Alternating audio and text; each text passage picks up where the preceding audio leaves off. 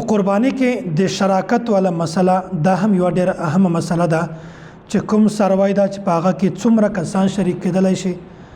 یا اووه کسان نه زیات کسان شریک شي یا کم کسان شریک شي یا په هغه کې 15 حصې جوړې کړو یا 9 حصې جوړې کړو دا د شراکت ټوټل تفصیلي مسایل زه دا انشاءالله درته بیانوم. اوله مسله دا ده چې کوم غټ څاروی ده مثلا غوا شوله نر او ماده داسې میخه او داسې اوښ دا داسې څاروی دی چې په دې کې 9 کسان شریک کېدلی شي او که چېرته په دغه څاروي کې په 9 کسانو نه زیات کسان شریک شي 8 کسان شریک شي یا 9 کسان شریک شي یا 10 کسان شریک شي یا په هغه کې 8 حصې جوړې کړي یا 9 حصې جوړې کړي بیا په داسې صورت کې د یو کس هم قرباني نه ده صحیح. دا شراکت صرف د غټ څاروي سره خاص ده او که چېرته څاروی وړوکی وي چلی وي ګډه وي بیا د داسې څاروي قرباني ده صرف د یو کس د طرفه کافي ده په دې کې کسان نشي شریک کېدلی. او که چېرته په غټ څاروي کې د شرکا تعداد دا په 9 نه کم وي 15 کسان وي یا 4 کسان وي مثلا 15 کسان دي دا هم قرباني صحیح ده. د صورت داسې جوړیږي چې یو غټ څاروی دا 15 کسانو اخیستی ده په دې کې 2 کسان داسې دي چې هغه 2 حصې دي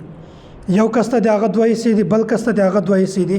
او نور 3 کسان چې کومه دي د هغه یو حصه ده نو دا صحیح ده. که چېرته په یوه غټ څاروي کې 15 کسان شریک شي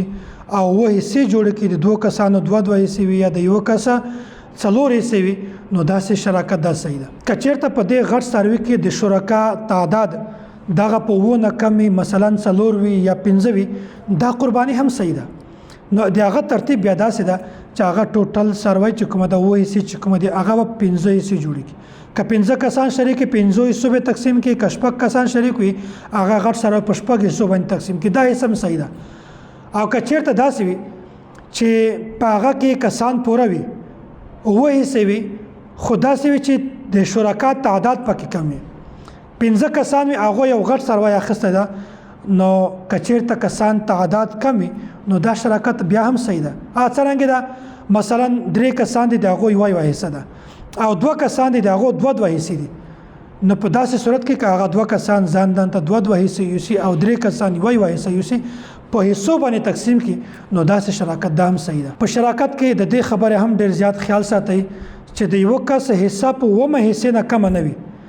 که چېرته داسې کسان وي چې هغه په یوه قرباني کې په یوه څاروي کې 8 کسان شریک وي او دا څاروی په 8 کسانو باندې چې هغه کې مشترک تقسیم کړي 8 حصو باندې بیا په داسې صورت کې د یو کس هم قرباني نه کېږي. یا داسې وي چې هغه قرباني چې کومه ده هغه په 9 کسانو باندې وکړي خو چې کوم 9 کس ته د هغه حصه کمه کړي نورو ته پوره حصه ورکړي چې کوم 9 کس ته د هغه حصه کمه کړي نیمه ورکړي یا بالکل معمولی ورکړي بیا په داسې صورت کې هم د یو کس قرباني هم نه کېږي. نو داسې ده که چېرته د قرباني څاروی داسې وي چې په هغه کې 9 کسان شریک وي او په 9 حصو باندې تقسیم کړي بیا هم قرباني صحیح ده. او که چېرته 9 کسان پکې شریک وي او دغه څاروی چې کومه ده په دې کې د 9 کس حصه کمه راشي یا 8 کسان پکې شریک شي نو په داسې صورت کې د یو کس قرباني دا هم نه ده صحیح. او که چېرته 15 کسان دا په ګډه باندې دا څاروی واخلي یا داسې 6 کسان یې واخلي 4 کسان یې واخلي هغه په حساب باندې تقسیم کې 6 حصې کې یا 9 حصې کې 15 حصې کې داسې صورت باندې صحیح ده په دې کې هیڅ مسله نشته. خو که چېرته خو دې خیال ساتئ چې د یو کس حصه په 9 حصه نه کمه نشي ده. که چېرته په 9 حصه نه حصه کمه شوله بیا په داسې صورت کې د یو کس هم قرباني نه صحیح کېږي. او داسې د قرباني چې کوم څاروی ده په دې غټ څاروي کې که چېرته یو کس د عقیقې والا حصه کېښودله عقیقه دا ته وایي چې کوم سړی بچی پیدا شي یا بچی پیدا شي په هغه باندې دا یوه عقیقه کوي قرباني کوي نو د قرباني په غټ څاروي کې که چېرته یو کس خپله د عقیقې والا حصه دا هم متعینه کړي نو دا هم صحیح ده.